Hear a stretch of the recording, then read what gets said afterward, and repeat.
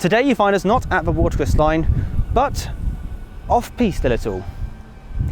The spiritual home of the Southern Railway, some could argue, where one of our engines is being overhauled in the very shed where she was built.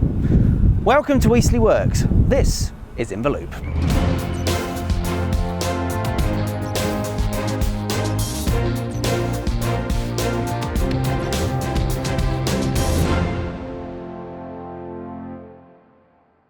Well, welcome to this special edition of In the Loop, where we are not at the railway at all.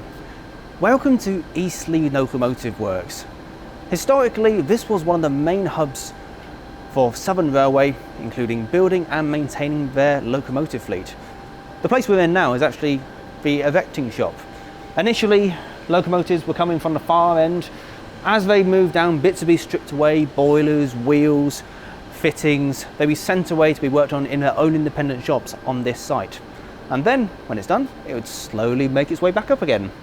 In fact, if you want to see it in action, look at a film that's online called LMS General Repair. A film they made to show how the process works, and it really is fascinating and satisfying. But of course, times move on, and Eastleigh Works is still in full swing. But we're here to see one of our engines, Canadian Pacific. Built at Eastleigh Works, she's now under overhaul. So, let's go and have a look. Hello, my name's Brian Carter. I'm a member of the Canadian Pacific team here at Eastleigh.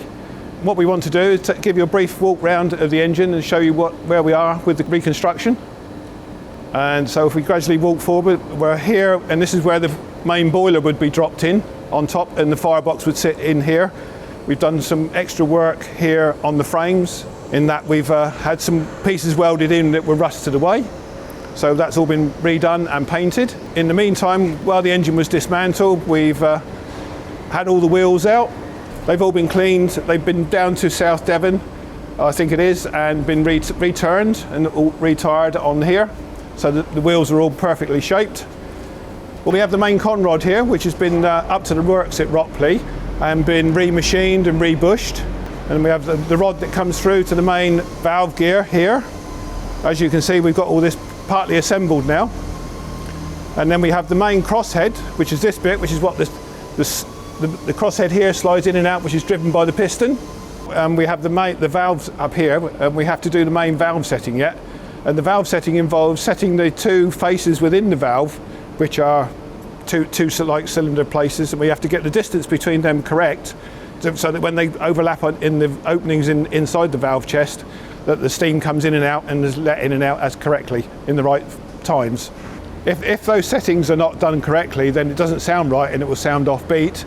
And that you may or may not have heard this when Weybridge was running, and the chains were worn and everything just went slightly off a time and didn't sound right.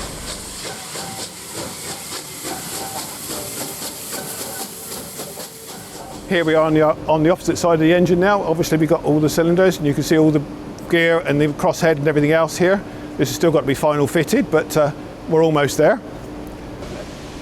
Up here we have the mechanical lubricators, which provide oil to the various moving parts within the engine. That's driven mechanically through a lever here.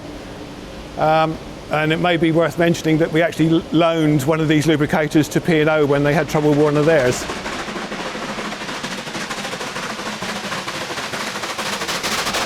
If we come back, we then come up to the reversing arm, and this actually works with the big reversing wheel, which will be set up in the cab, so that when you wind the wheel forward or backwards, this arm moves up and down, and it actually changes the valve gears for forward or reverse motion.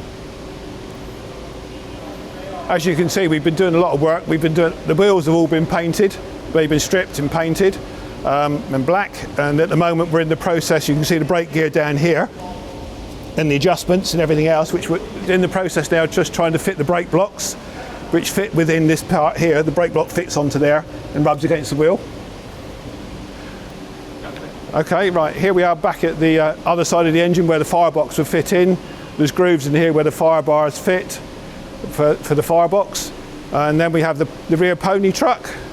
That was actually, we had to lift the whole engine was actually lifted for the rear pony truck and the front bogie truck.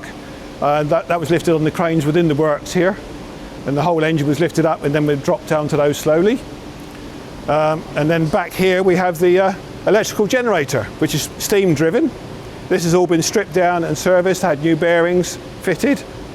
And then we can move back, and from there we can actually go into the inside and show some of the innards of the engine.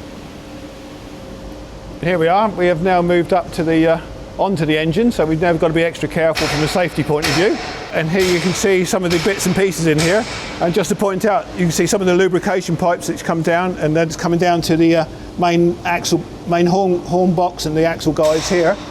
And what you may not realise is that every one of these copper pipes had to be taken off and then heat treated before it's put back on to soften them up again, because they age and go age hardening over time.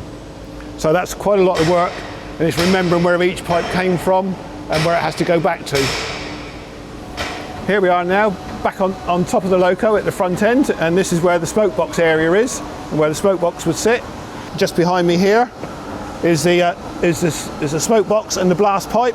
That's all been cleaned and over the top. Down in here in the middle cylinder, this has all been ultrasound and tested, and we found some areas which were actually slightly thin, so these have been welded up in here to actually strengthen them.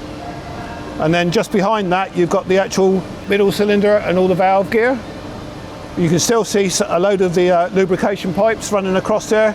As I said, they've all been stripped off, heat treated, softened, and then all put back together again.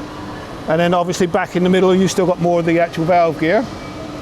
Right, but that's a quick walk round and a quick look through of the Canadian Pacific project. We hope you've enjoyed that, and it's given you an insight as to what some of the work that's gone on and some of the work we've still got to do. Obviously now one of the main objectives is to get the boiler back.